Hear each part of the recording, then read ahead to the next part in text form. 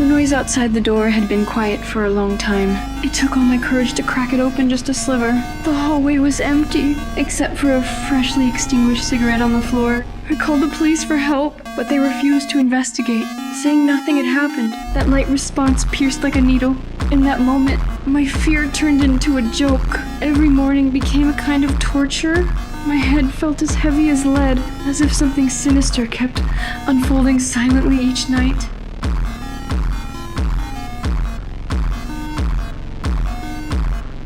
The day Jack stormed into the bank, I greeted him with a professional smile. But when I turned down his dinner invitation, there was a flicker of madness in his eyes that sent a chill down my spine, eerily similar to the darkness outside my door that night. I stayed late at work, in the freezing air.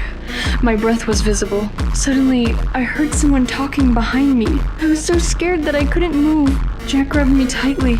I struggled with all my strength until my supervisor showed up and took me home. The moment I opened the door, the power went out. Maybe a sudden blackout. Darkness and fear surged like a flood. When I heard the knock at the door, my heart almost shattered against my ribs. Through the peephole, I saw my supervisor's profile.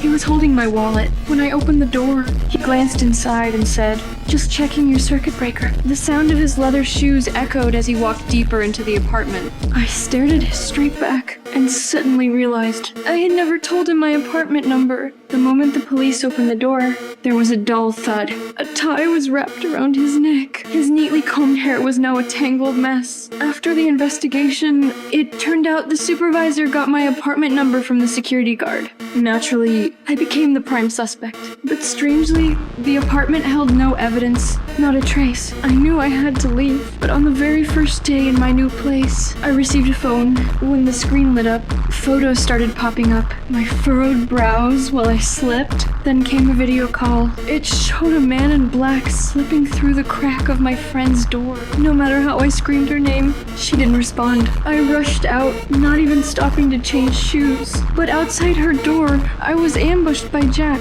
Luckily, just as he was about to hit me again, the police arrived and tackled him to the ground. I grabbed a fire extinguisher and smashed the lock with everything I had. What I saw inside was horrifying. My friend lying unconscious on the bed, her right leg gone. I thought the nightmare was finally over. My heart had just begun to settle when I got a call from the police. As I walked back into my home, the DNA didn't match Jack. The real danger was still out there. For some reason, I suddenly felt overwhelmed and suffocated. I looked up at the newly installed security camera. Slowly, I opened the surveillance app on my phone. In the footage, a dark figure quietly slipped into my home. He pulled off his mask. It was a familiar face, the security guard. Before I could even react, I saw him crawl under my bed.